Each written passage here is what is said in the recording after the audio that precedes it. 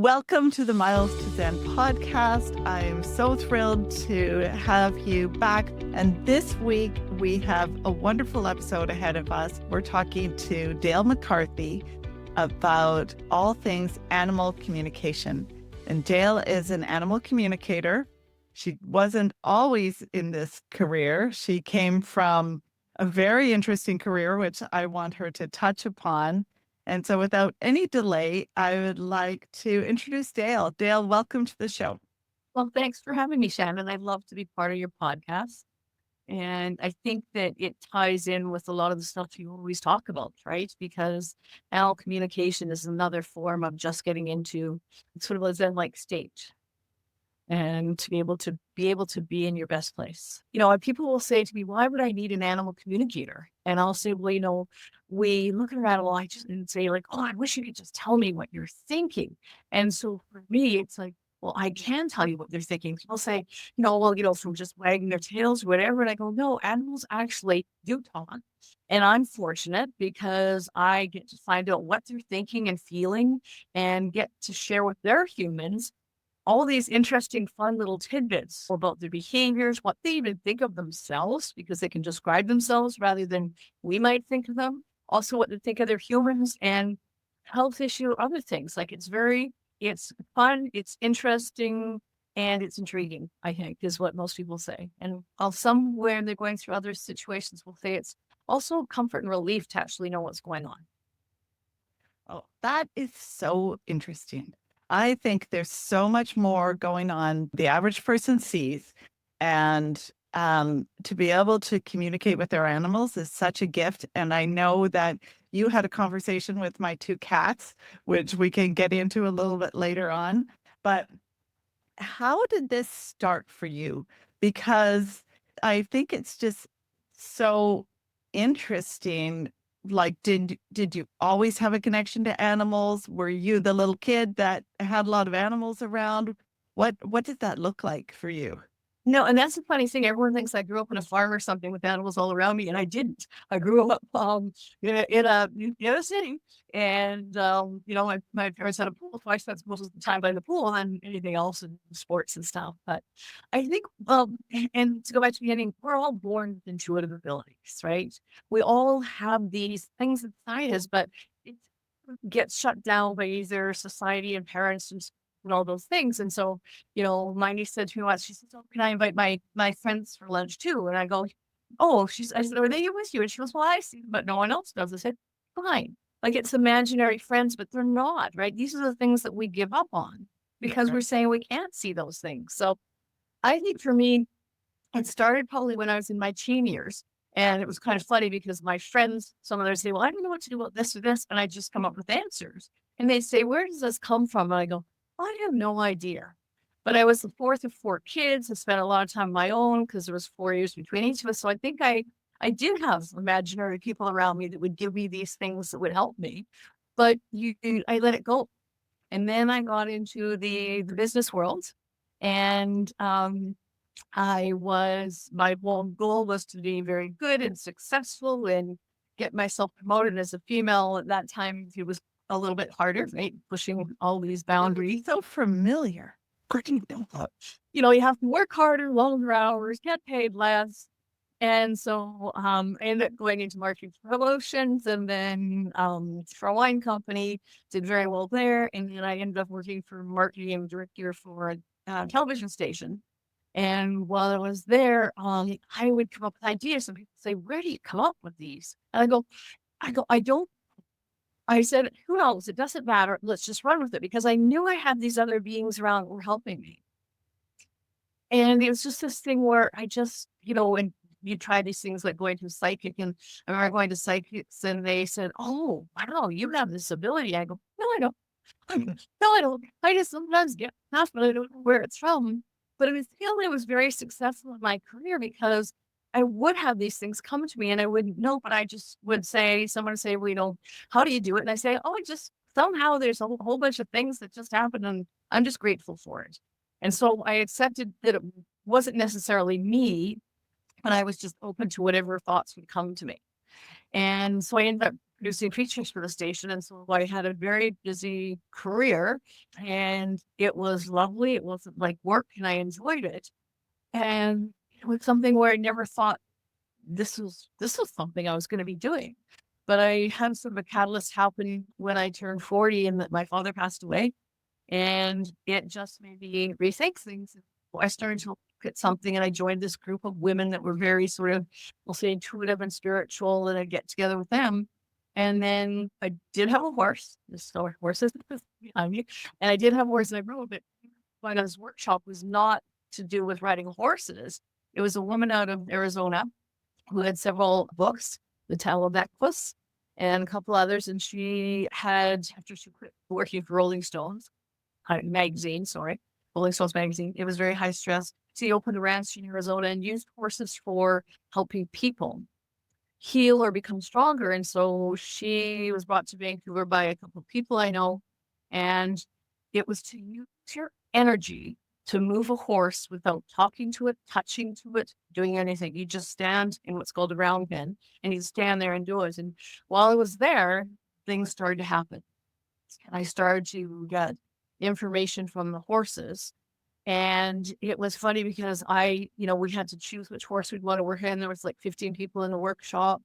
And after we had to tell her which one we decided, I had notes about each one because you had to write what you thought. And so one woman goes, well, I took that horse to work with because it nuzzled me. Another man said, well, I took that horse because it came up and whinnied and let me pat him and stuff. And then meanwhile, I've got notes I've got notes written down for each one. And so I thought I was going crazy. So when Linda came around and said, okay, which horse you choose and why? And I think she'd gone through 10 people when it was my turn. I went, well, I seem to have some other information. It's not this thing. And my first one was a horse and it said, who are you to judge me? Was the thing. And it said, who are you? And what it was is, unfortunately, the horse was a breed called a Morgan, which I really wasn't my favorite horse. So it was getting mad at me. And then it was just because it's like I was prejudging it, going, I don't want to be with you because I don't like Morgans. And it was like, who are you to judge me, etc. And it was interesting That's because awesome. I thought I was going crazy. And then Linda said to me, she said, oh, very interesting. Keep going with that. And so I read all I think we had 6 horses to choose from. Had readings, all of them. And the next day when we were working with it, it was a 4-day course. Next day we were with the horses, I did what's called writing. So I just start writing what was coming. And she looked at me and said, oh, that's interesting. And so after the 4-day workshop, she said to me, she says, you're what's called an animal communicator. I've worked with them before. And she said, and you're very good. And I went, oh, thank you. But the interesting thing for me is I thought, okay, I'll practice it.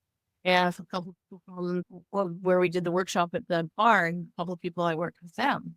But I worked for a TV station and I was going around the city. So I couldn't say to them, oh, by the way, I can talk to animals because I talk to me anymore. They would have thought I was crazy. So I consider that I did it on the side for like 10 of my 20 years with the TV station because I couldn't.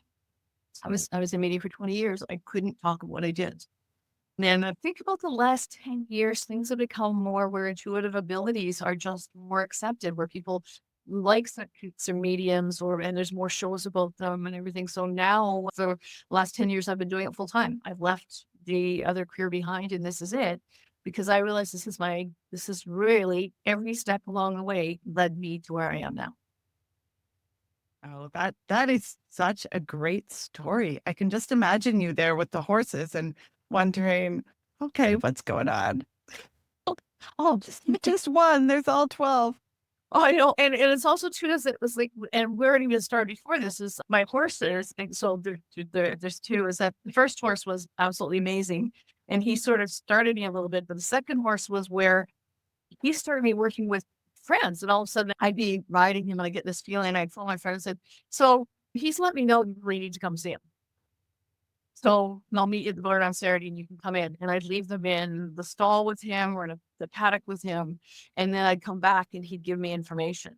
So I realized that those 2 beings behind these lovely, authentic horses were also part of my journey. And so if I hadn't had them, which I didn't start riding till like I was 30, is like where everything in my life just kept leading to me where I was. So everything I did was part of getting me ready to where my life's purpose was. Oh, that's amazing. And I love exploring life purpose as well. And that's just so neat. And so then the type of work you do now, do you work with all animals? And do you have any favorites? Well, I've worked, I can't say all, but I've worked with a lot of species. And it's so interesting because when I originally started with humans doing what's called spirit guides, and then I found out I could do animals. And then I thought I could only do horses. And then a woman said to me one day with horse, she says, well, can you do dogs? And I said, oh, I don't think so. And then she asked me a question about her dog, and I answered. She goes, well, yeah, you do dogs.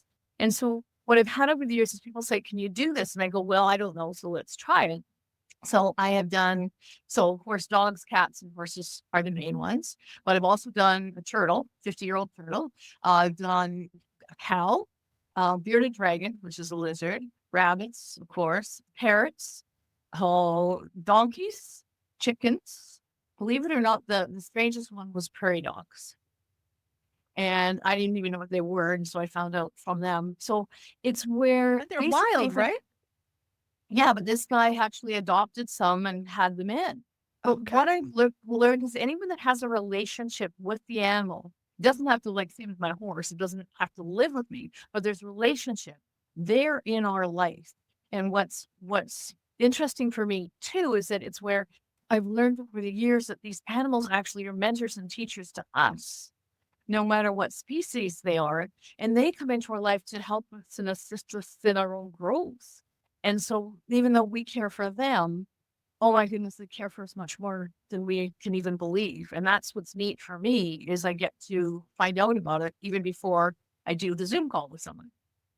And this is what I like to say is there are different types of communicators out there. There are some where they want a picture and 4 questions or 6 questions, and it's half an hour to an hour, and that's what you book, and that's it. I am different, and there might be some that do it the same, but I don't want any of that ahead of time. What I want, like the same as I asked you for, is I want the name, age, and sex. And if you know the breed, species helps, right? If it's a cow or something, but if you know it, that's great, but you don't have to, right? And even if you don't know, like when it was born, like if some rescues, it's sort of approximate age, but it doesn't matter. And I don't want anything else because when I sit down in my quiet space of just getting what I call writings, it's the thoughts coming through, but I write it so I can't think about it and get my own way, is the animal will provide all the information that their person wants to know about. So I get it from the animal's perspective. I'm not biased by a picture or I am influenced by what the questions are. And so it's where for me, it's more exciting because if they answer the questions before the person asks it, it means, well, the animal knows what I want to know about, which they do. But it's also not like I'm making it up because I've already told you about it before you've asked it. Right. And so I think to me, it's kind of neat because that way you're getting to find out what it thinks without me biasing. And I'll give you a quick example. I was doing a session for a woman in LA, and I remember her because I had to laugh about this dog. Because the first thing it told me when I was doing my writings is it said, well, it was a lap dog that it would love to sit in anyone's lap 24/7. And I went, okay. And I didn't think it was a big deal, right? But I wrote it down. That's fine because that's why I just write everything they give me. And so when I was talking to him, I said, so whatever his name was, I said, this dog said to me that if it could, it'd be in your lap or anyone else. It says there's a whole bunch of people around you and it would just jump automatically into his lap. And she said, oh yeah, she owns a pottery studio somewhere outside LA.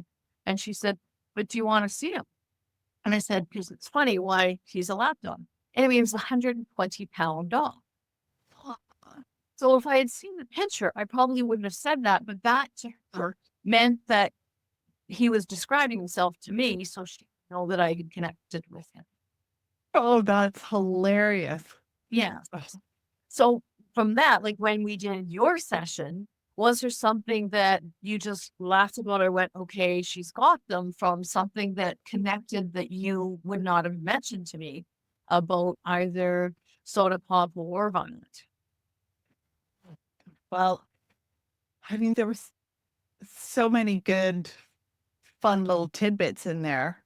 I mean, one of the things that, well, in complete disclosure, I told my cats not to throw me under the bus before before our session. Okay, that's funny. Island soda, now don't throw me under the bus. Anyways, I think they live in a pretty loving home, but it was nice to get from their perspective where they felt they were at in the family and the personality that these cats could bring forward is pretty hilarious. I mean, my cats are pretty self-assured, shall we say. Yeah. And very clear on where they are in the family pecking order. What I found was that there was so much information that came forward that I really need to listen to the recording again. And I know that there'll be some really great things that I'm like, oh yeah. One of the things they're like, why did you name us what you named us? Because you call us by other names all the time.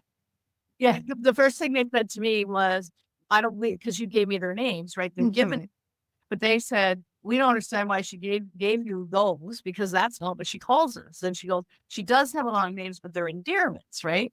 And so it was just a thing because it's just they were surprised because I think you gave me soda pop. And he goes, "She doesn't soda pop's like that's used rarely, right? There's all these Yeah, other names." probably only when he's in trouble. Yes, which is the same as that's with our middle names, right? The parents used to call us by our middle names when we're in trouble. So he only gets his gets his formal name when, yeah, something's going on. And it's interesting too, because that's where they do like to describe themselves to me. And the reason I like that is because then when I start the call, I can say, here's a personality of your animal. And people will say, oh, well, every animal's, wonderful and nice. And I go, that's not it, right? I had one where the cat, she said, call me mischievous. That's what she wanted me to say because she was, right? And then I had another male cat where he started the thing and said, tell him we're just roommates. We're just roommates. That's it. He goes, and it was interesting because, and I had to laugh about this one because it was an older gentleman. And he said, he has expectations of what we're supposed to be like. And he goes, that's not how we're going to be together. And what was interesting too is because as I also find out before doing a session is each animal that comes into their person's life has a purpose. And the purpose is to highlight something or teach them or show them something that they might need to change in their life, right? Or learn from. And what this cat, I said to him, I said, so you don't have expectations of a lot of people, don't you? And you get disappointed. And he goes, what? And he goes, yeah. He said, actually, I just have this person, this friend, and I'm just fed up because, I don't get messages back. I don't get this or anything. I said, so this is what he's teaching you. And what the funny thing was, he had expectations of how this cat should act. And the cat said, he wants it this way, but I'm giving it this way. So when I talked to him, I said, so he's giving you affection, but he's giving it not the way you want it, but he's giving you another way. So is what he's doing wrong? And he goes, well, no, but I just like him do this. And I said, but he's still doing this. So it's funny because after the session, the gentleman emailed back and said, so it's sort of like after the session, I open the door, the cat comes in, goes, and then jumps on the couch. I sit down on the couch and jumps on my lap and he goes, see, you're getting something. So what's your problem? He was teaching him to let go of only wanting things the way he wanted it. It Right. was hilarious. So this is where each animal I deal with has different like no purpose is the same. And I've been doing this for 23 years. And what's neat is it doesn't matter what the animal has their purpose. And also in a family, it can be different for each family member, or it can be where it is for some, but not for all. It's just whatever the dynamics are supposed to be for that animal in the household.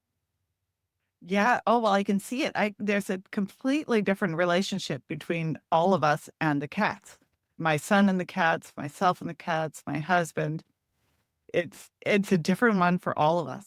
And one thing that you had said was that we can't talk to our cats with the negatives, like say, don't do that. And so I've been really practicing that, and that's cleaned up my language a fair amount at home as well.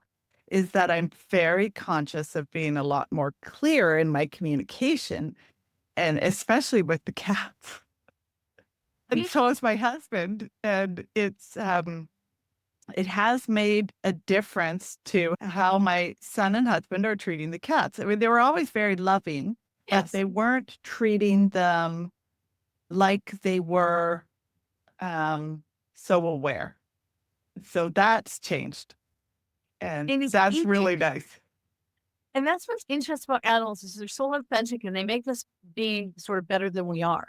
And it's so true as humans, we automatically say things sometimes in a negative. I don't want or I can't do whatever. And it's much harder to put it in a positive way. But what they teach us is that we need to talk, like I say, in being impeccable with our words and saying it in the positive frame of mind. And I think I mentioned to you is that I found out from working with someone who worked in a clinic about the mind. And she said, the mind is very powerful. And the average human has, I think, 1,000 thoughts a minute and 600 or whatever are negative. So it's changing that. But animals, too, don't let us get away with that. We need to be where we speak to them properly. And it's Yeah. funny because that's what I'm always saying to people. Yes, you can talk to your animals. Absolutely, they'll pick up on it because they do get our thoughts, whether we think them inside or say them out loud, they do get them. So we have to be where we say them in a way that is telling them what we want from them, but what we really want instead of just saying it but not meaning it. Well, exactly. And that's what we do all the time. And what is that? I wrote down on one of my screensavers on my phone, thoughts become things. And you don't get more of what you want, you get more of who you are. And so that whole like being impeccable with our words and the I don't want this, I don't want that. And then before you know it, that's what you get. It's very interesting when you start just being aware of that. So I feel like the cats are a darn good reminder. Yeah, and that's what they're setting up, and it's they're helping us become better, right? So we don't get in these human traps, which are so human. The other thing, two animals are in the present, right? So we're sitting there thinking, like, my stepdaughter has a new puppy, and she's worried that if she gets mad at him, he's not going to love her. So when we first went to meet him when he was 10 years old, is that I'm in love with this puppy, and I just said, was playing with him and stuff, and then he started to bite, and I just went no. And he just went like this, went backward, like, she got mad at me type of thing. And then he goes, oh yeah, I shouldn't have done that. So then he comes back and he's fine. Like they're in the present and the now. And they're always about what an experience is instead of living in the past and rehashing it and saying what went wrong. Animals are about like, hey, oh, what happened there? Oh yeah, okay. And if they do it again, it happens again. They go, oh, I think I've got it now. That's not something I should do. Whereas we live in the mistake rather than living in what we need to do, which is, as you said, in the positive way of moving forward. So what are some of the I know you've got so many stories, but are there any stories that really stick out that seemed even more improbable than the average or some really funny stories Yes. or some of your faves, your all-time faves? Yeah, I have one that just happened recently. And it's just interesting because what I get, so as I mentioned, is I sit in a quiet place and thoughts come, but instead of me thinking about them, I just write them. Now, Right. just come into your head as a full thought, or do you get an image that goes with it? I get thoughts, I get images, I get feelings, and I get analogies. And I'll give you an example. Sometimes it's not good for me because I never know if it's me or the animal. But I was doing one day and it was later in the day. So I was doing something in the morning and I had this brutal headache. And I go, like, it just felt like my head was being pushed in. I go, what's wrong? And then the only thing I do is I write it down because I don't want to say I hope it's the animal, but I also don't want it to be me. I don't want it either. Yeah. And so I did the call with the couple and I said, first thing I said to them, I said, so just so you know, this is what my head felt like. And said, so is there something happened to your dog's head? And that it was pushed in. And they said, well, actually got hit by a car and skull. yet. It's a sad story, but what I was doing is helping them to understand. Like I help people with trying to decide if their animal's ready, if it, to pass on, but also if an animal transition, their energy's still around, so I can connect with them to let them know exactly what the animal was going through, what took place, and where it is now, etc. So they get sort of this feeling of letting go of any guilt or regrets, right?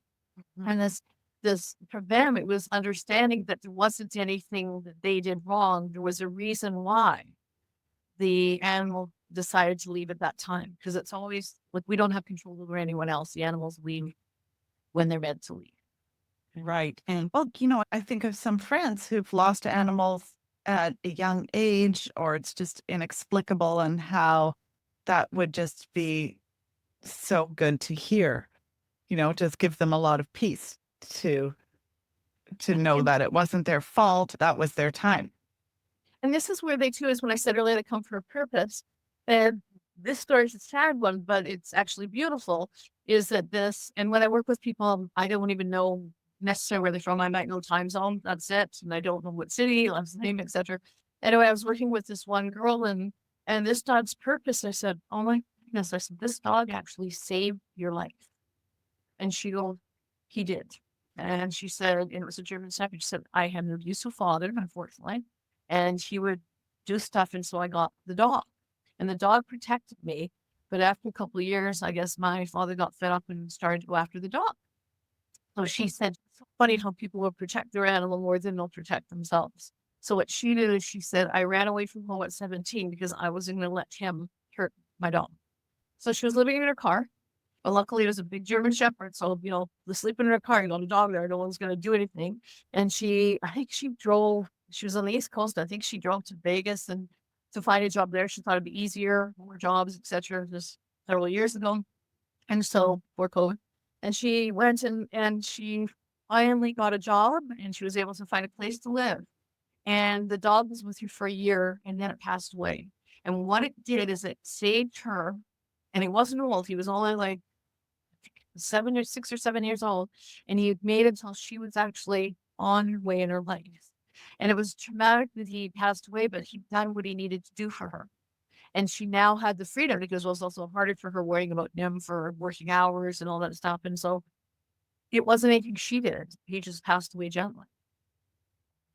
So, I mean, those are the sad stories. There's funny ones where, as I say, you always talk to your pet.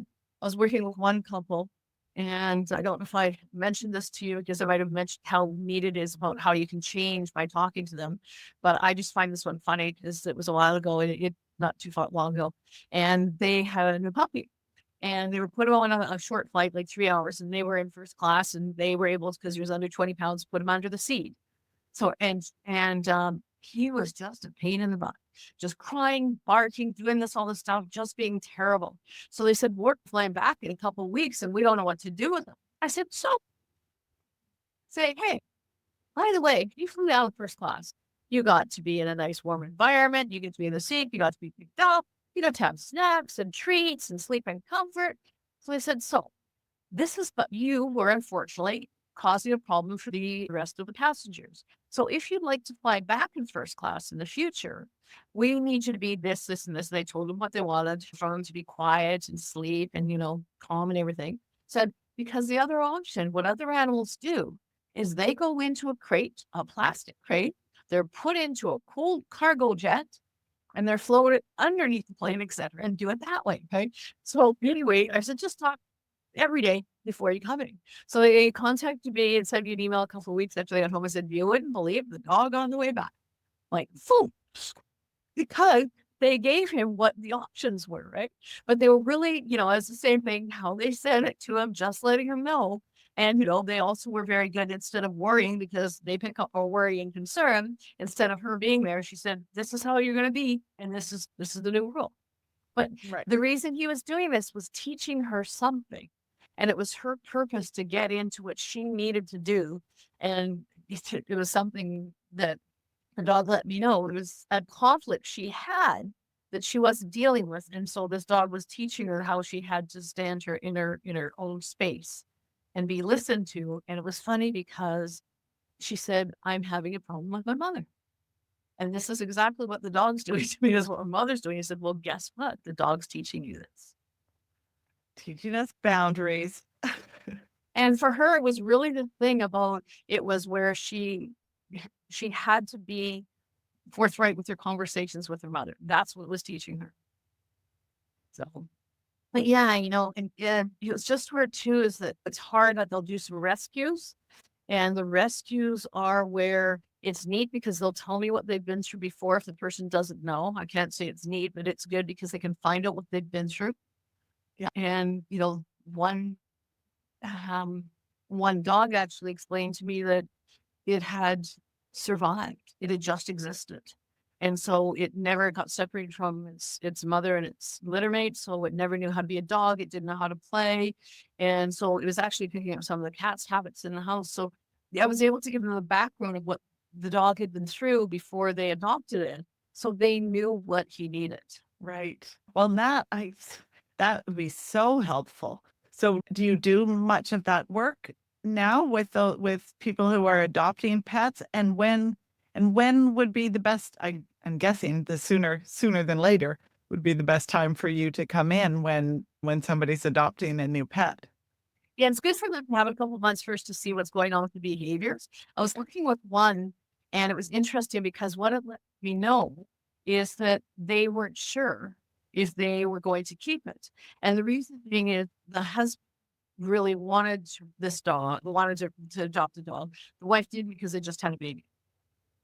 And she felt she had enough of the baby. And so what the dog let me know is kept having one worse behavior and worse behavior. So they contacted me because they tried a trainer and a behaviorist and it wasn't working. I said, well, you can't fix the problem unless you know what the root of the problem is.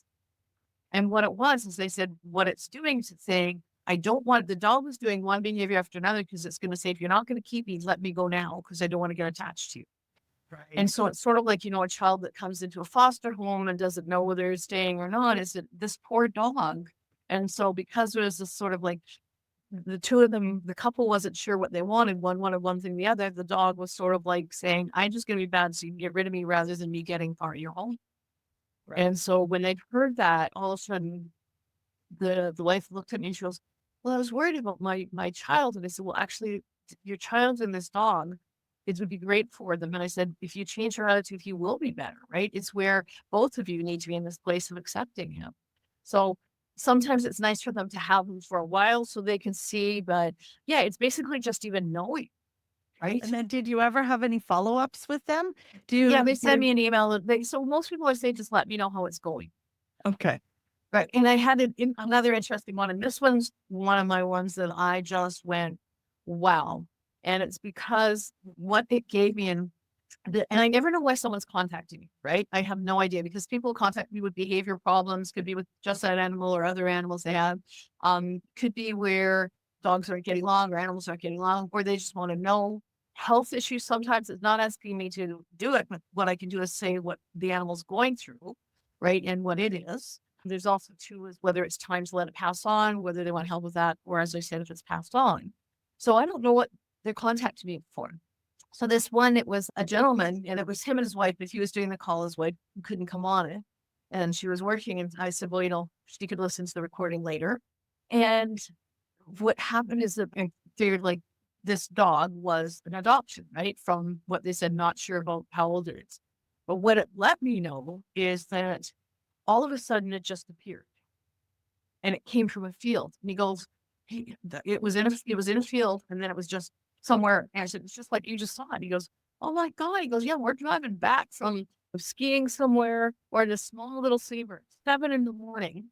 And we see this huge rig on the side parking lot because the guy's probably sleeping there. But in front of it is this little dog sitting there. It's like a puppy.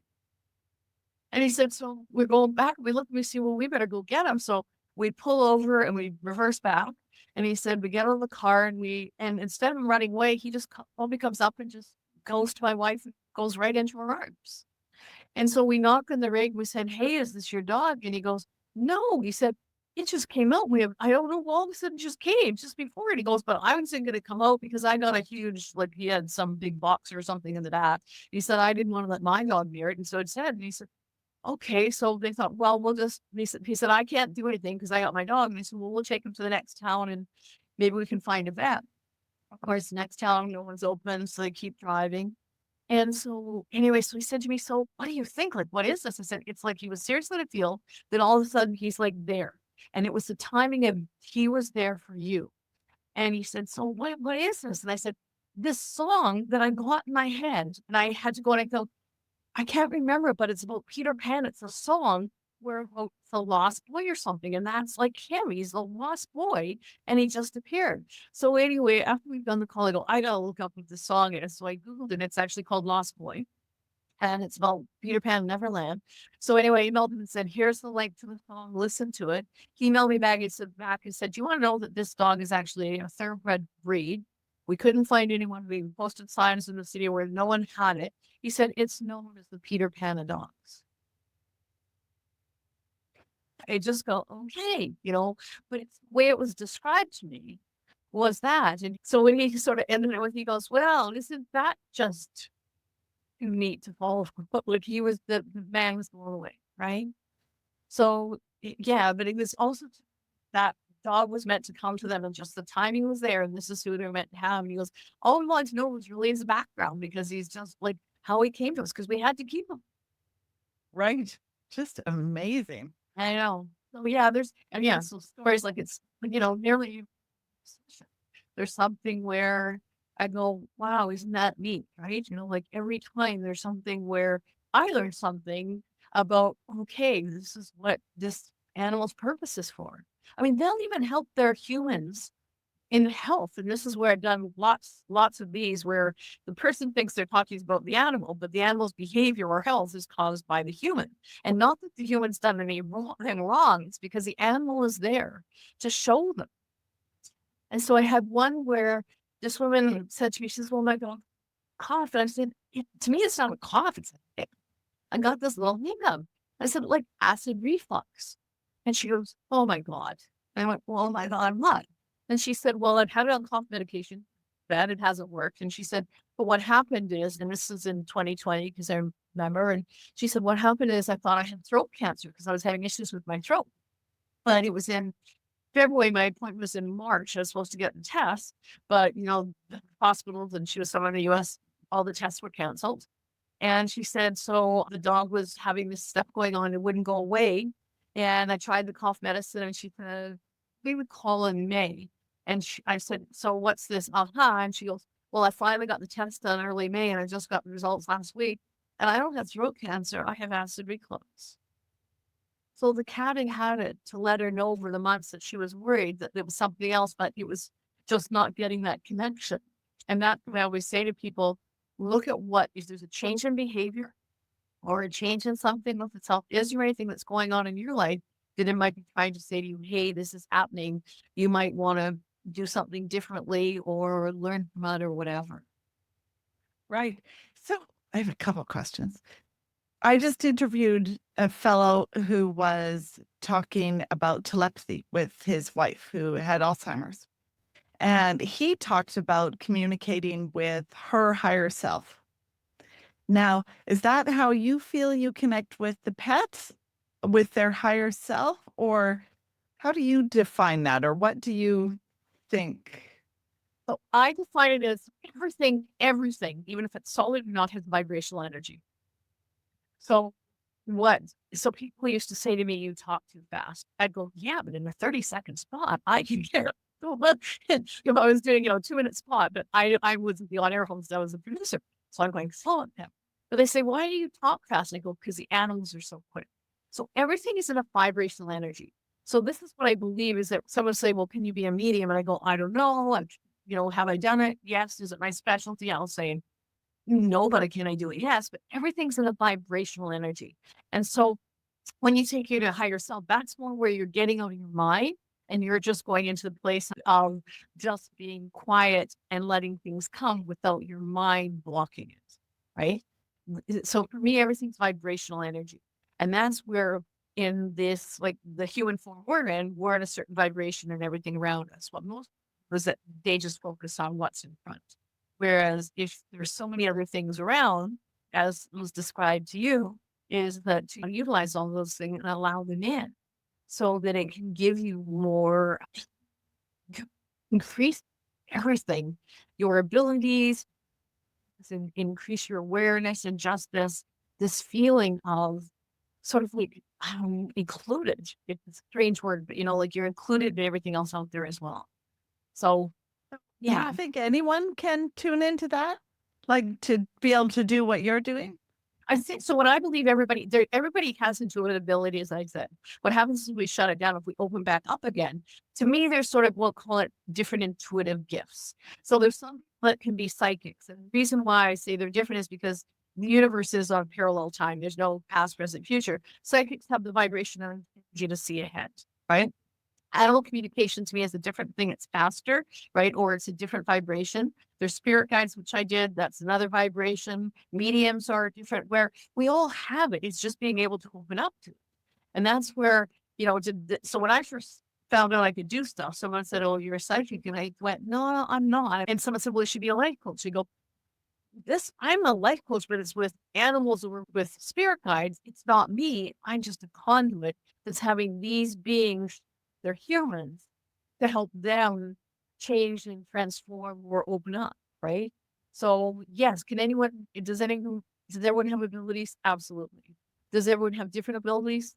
Yes. So is there communicators out there? Yes. Is there mediums? Yeah. Can some people cross over? Yeah. But there's also specialties, because it's where you have that ability to connect into that level. What I found is when I've done sessions, so that's why I say I'm not a medium, because it's people that are transitioned, but I can do animals that have passed on because they're easier. So I can do people that come in, because they have come in when I've done a session. I was doing one with a couple, and I was doing the session. I'd already written notes, the stuff we were going to go through, right? And then before we got to anything else, and I also had to stop, and I said, "I have a young man here." And he said, "I don't know why, but he's just jumped in and said, like, he just needs to get a message to you that he's sorry." I said, "He made a mistake." And I said, "So," then the man started crying, and he said, "It's my son. He committed suicide at 23. And today's the anniversary of his passing."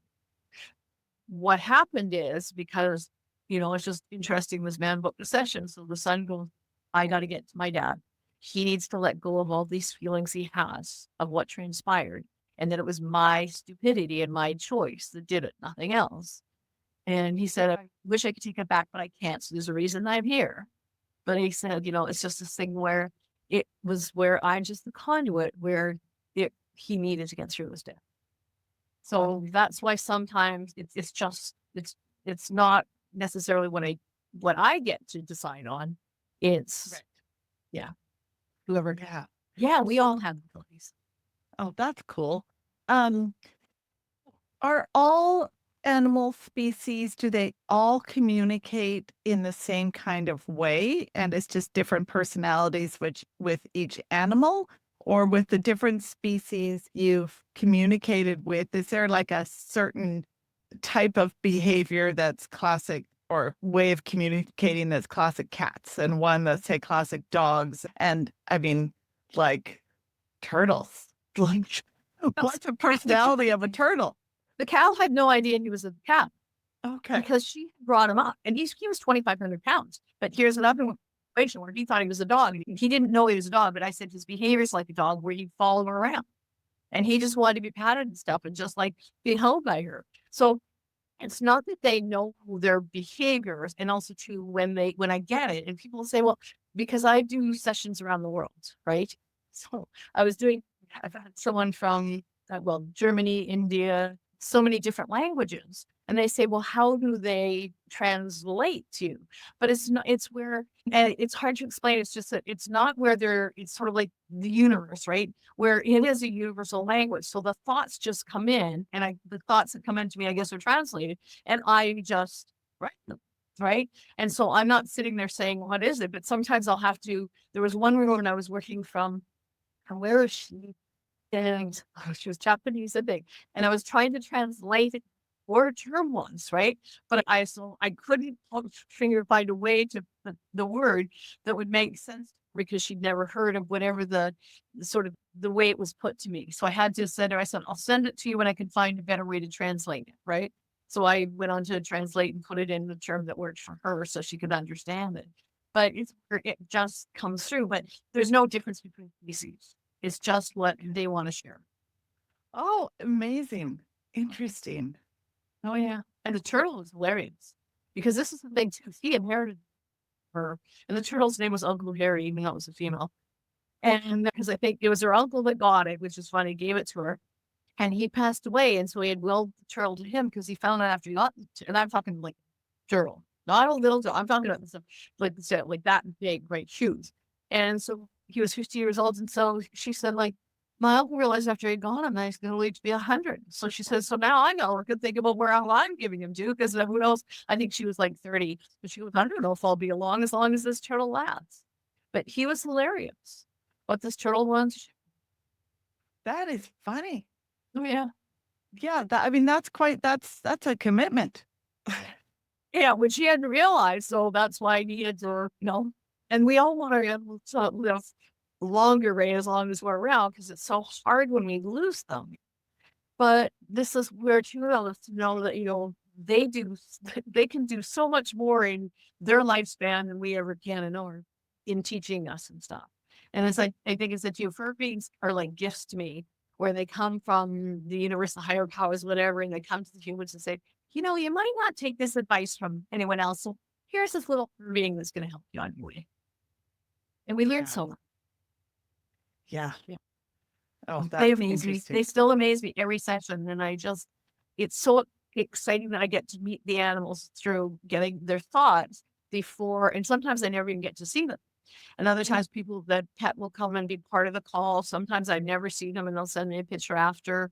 It's where it's so neat to get to know them and the person before we even do the call. Yeah.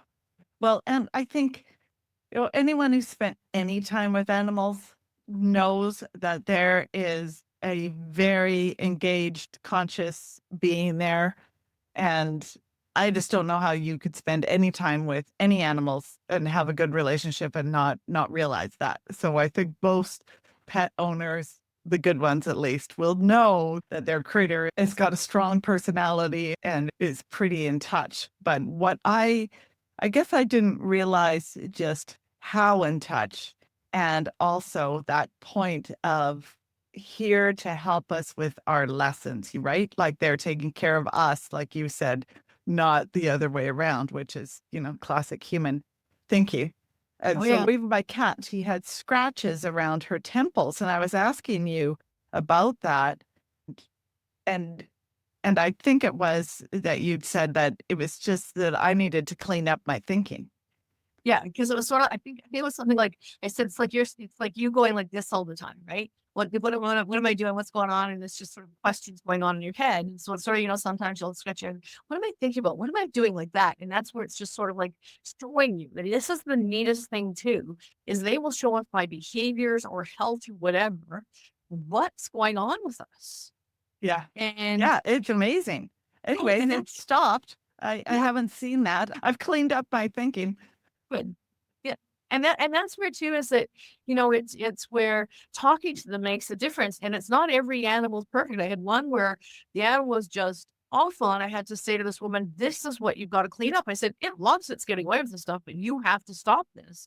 And here's why. And this is many years ago when I did it in person because this dog was just a mess all over me. And I looked at her, I said, like, seriously.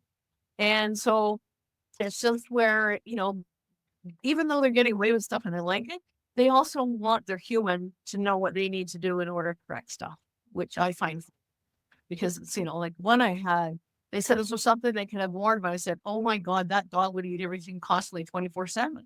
And they said, well, yeah. And I said, so it wants more food. And she said, oh, and I said, no. You just said, what does it want? And they say, and the answer is no. But it's just sort of, if it could get away with it, it would do it, right? So, Right. yeah. Yeah. Yeah, that's interesting. Now, is there anything we haven't touched on that you think you you want to share before we get into some words of wisdom that you've heard from the pets? Or are there any stories that you think are really neat that we haven't talked about yet? Well, I think the one thing to know is what the people that sometimes, people aren't sure about this, right? And I said, the thing to me is that, and I had someone that was so scared, because similar to what you said, I just didn't want to be thrown under the bus, when you're giving them the permission, which I actually was saying, is that it's where it's some people that be scared and go, to me, it's the neatest thing ever, because you actually find how to have and not that there's anything wrong with anybody's, well, there's some ones where the relationships are good, but where there's not anything wrong. It's just they're saying, here's some things that could be different, right? And so it's learning that, but it's just where, yeah, you get to find out all these the purpose of what they're in your life for. You get to find out more, just appreciating them and how to talk to them differently. And to actually have it where it's where you can get more from them, right? Which Yeah. is what you're supposed to do. But it's also us humans are, as we said, we're head too much. And so we're worried about guilt. We have, are we taking care of them up? We worry too much. We do all these things. And it's basically saying like, hey, animals sleep, let them be. They're fine. Like we worry too much about stuff that is not relevant to them.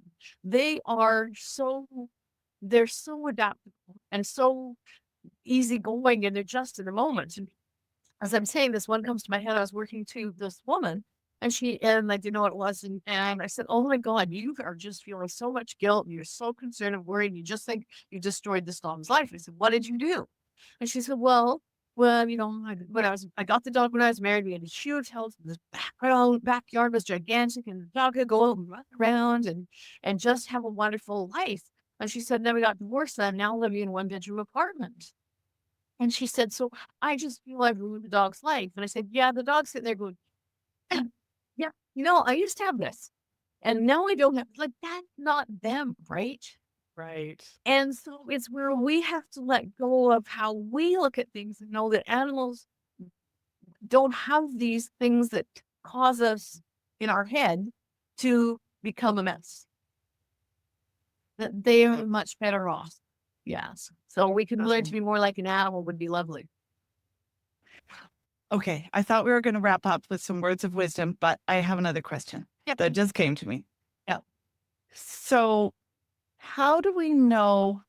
How we talk about that animals choose us? Oh, yeah. And one day when I grow up, we've talked about it before, that I would like to get a dog. Now, according to my cats, is not that time.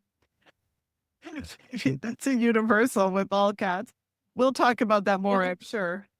No. How do you know when is the right time? Do these pets, like the one that showed up on the freeway, or that little puppy that showed up on the side of the road? Now, is there more of an indication? Like people who are sitting on the fence about getting an animal, not getting an animal, will they get the right animal? I think I'm doing the classic thing that my cats would call overthinking. And so that's what I said to you was that for dog view and timing is for you to be with them to get the purposes and all the information that the path you're taking you on now. Because with that lovely azalea behind you, they had also said that you were a plant in the blooming, and the analogy they gave of that, right? You're in the phase of blooming now. So that's what your time with them is, to work on that. Their thing about whether a dog is possible, it could be. It's just for now, this is what is meant for you to work on you, right? Because you've also changed from a very high powered job, so that's why for you, it's understanding you can have that in you, which is the same as me. It's part of me to help me get to where I am now, right? Yeah. And I'm doing things a different way. But for how you decide to get an animal, so and it's funny because you bring this up, because this ties into my words of wisdom. So the Excellent. thing is, humans, we're trying to figure stuff out. But we need to trust. Right. So instead of trying to figure things out and how we're going to do this, when we do this, whatever, my thing is that you just have faith and trust in the universe and know that it'll happen. So what I always say, if you're unsure of something or you'd like to have an answer, my thing is before you go to bed, and the reason while you're in bed is because your subconscious takes over, so you're out of your head. And you sit there and just say, hey, at some point, I would love another fur being in this. So whenever you feel that the timing is appropriate, I trust that you'll bring it in.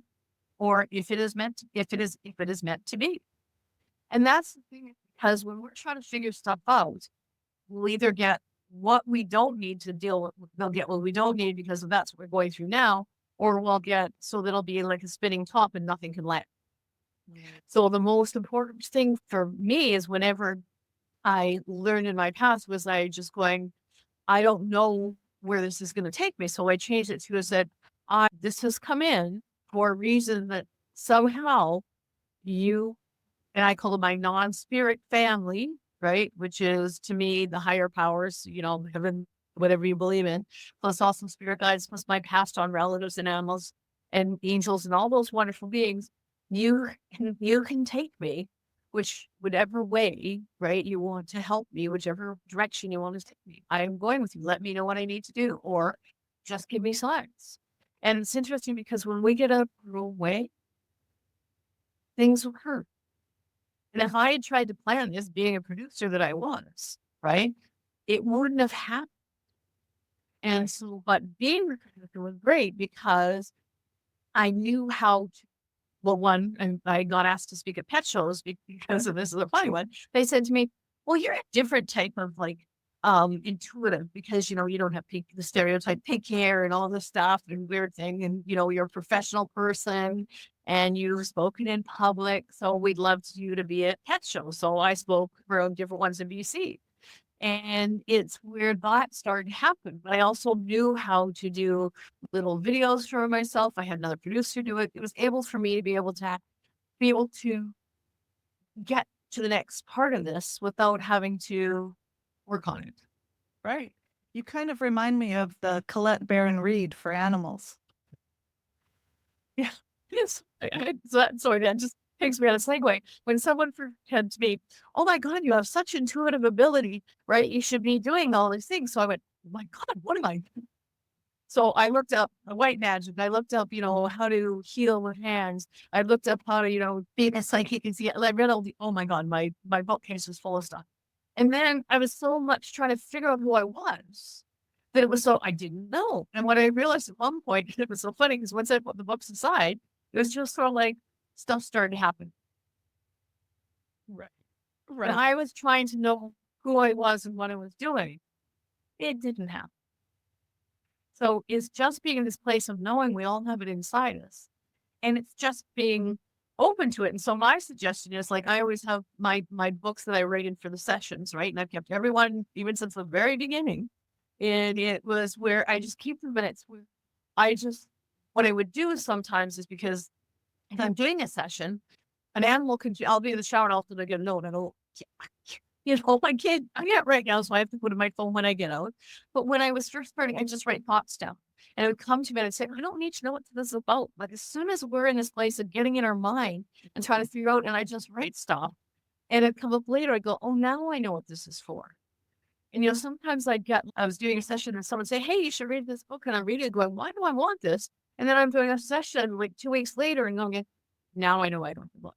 It's not for me, it's for them. And the other problem I have with people, that's why I have them do the permission the night before, is I was doing one session and I was prepping for it because I do my own version of permission the night before. So I was prepping for it and going, who are you? Like, what dog? Where are you? Because I don't look ahead to see where the next appointments are in the dogs. I focus on the next day sessions. And so I write it down the day night before, write it down, and then take it to bed. So I got it with me to say it before I go to bed. And then I can do it the next day and write. And I'm going, who are you? Well, the woman had been talking to her dog for like a week, saying, I'm so excited. I'm so excited. I'm going like, I said to her, so after I did the first session, which was fun, because I pulled that one away, I said to the woman that I was doing it a couple days later, I said, did you talk to your dog the whole time? She said, yeah. And I went, well, thanks. But it just messed me up because it came in, but I just had to cleanse that one and say, get to you later, and then work with the ones. But yeah, it's where it's being the thing of trusting and knowing you have guidance and staying out of mind. Yeah, that's some great advice. So if somebody is curious about having a session with you, how can they get a hold of you? I'll put it in the show notes as well. Okay. So my website is dalemccarthy.com. So that's DALEMCCARTHY.com. The session for me is about 5 hours because 2 hours before I go onto the call, I sit down and do the writings. Right. And the session's 1 hour and a half and sometimes go a little longer. And then I send the recording. So it's about 5 hours. Well, thank you so much for such insight into this world of animal communication and giving us insight into our beautiful fur babies and helping them live better lives and us live better lives. And I really appreciate you sharing on the podcast today because I think it's going to be so helpful for people who are wondering what's going on. And I've already had friends reach out to me knowing that we were going to talk on the podcast to say, oh, I would love to book a session. Maybe she could tell me what's going on with my retriever or lab or doodle. And that's what's lovely for me is that every session's different. And so someone said, well, they must all be the same. And I went, no, like they aren't. Yeah, they're all such different personalities. Just even my two cats, their personalities are just completely different. Yeah. And so the thing too, that's how they're just different. But it's where, it's lovely though, because I just find that when as soon as the sessions, I feel like the person or people, because I did a mother-daughter recently who had to decide whether or not animal go, and she decided like we just have a different viewpoint of what this dog had meant to us and what it is meaning to us, and now how we want to continue the last part of his life. That's neat. Yeah. So thank you for having me, because for me, it's so neat being as you can tell, I just love all the things they share in this phrase because I think they're so either entertaining or, there's some sad ones, but there's fun ones too. And there's just what I've seen and just talking to you, there's so much love out there from our animals. And of course, towards our animals, but just from our animals, these are such amazing beings. And we're just uncovering so much more, I think. And there's so much more that meets the eye. So thank you for sharing with our listeners. And I hope that everyone's gotten something out of this podcast. I know that I've learned lots and I look forward to hearing more stories. And so thank you so much for tuning in. And thank you once again, Dale, for being on the show with us. Thank you for having me. I hope you enjoyed that episode and you've learned something. You are becoming more curious, feeling the desire to connect more. And what a cool perspective of that from an animal communicator. As I mentioned before, Dale's contact details are in the show notes. As always, thank you again so much for listening. If you enjoyed it, please like, subscribe, follow, do all the things depending on where you listen. And also, I'm happy to take requests. So if you have a topic you'd like me to cover, just let me know. And I'm happy to get a guest or talk about that myself. I know last week's episode was a request from a business colleague of mine that wanted some tips around networking. And also, I've had requests for different things that I've learned as a business leader. And as you know, I'm curious about so many things, especially on how we can thrive and live our best life. So I will continue to have these thought-provoking, perspective-shifting conversations on the podcast in addition to some of the business stuff. Please tune in again next week for another podcast episode. And in the meanwhile, have a wonderful week.